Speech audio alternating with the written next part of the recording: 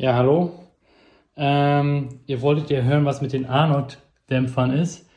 Ich habe jetzt hier einen, das ist ein 3381 für die Hinterachse. Der Dämpfer war jetzt ein gutes Jahr drin, nicht ganz. Und ich wollte euch einfach mal das Klappern zeigen.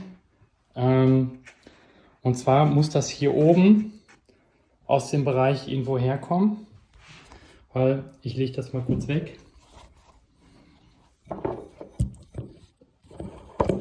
Weil wenn ich jetzt den Dämpfer nehme und schüttel,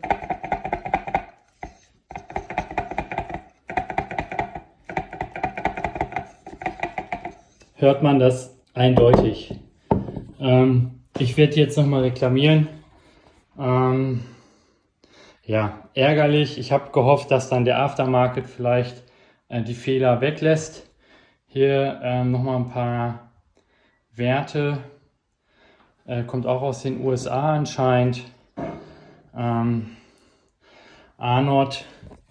Und hier irgendwo stand noch was mit Conti drauf. Genau, die Balge sind von Conti. Ah ja, hier. Da steht es auch nochmal. Ja, ärgerlich. Kein Jahr alt, klappert. Sollte so nicht sein. Ja. So, kurze Ergänzung. Der neue ist gekommen. Den baue ich auch gleich direkt ein. Nur mal jetzt hier als Vergleich.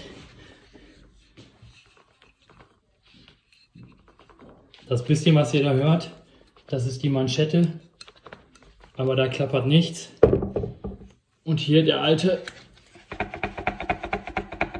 Ja, also eindeutig.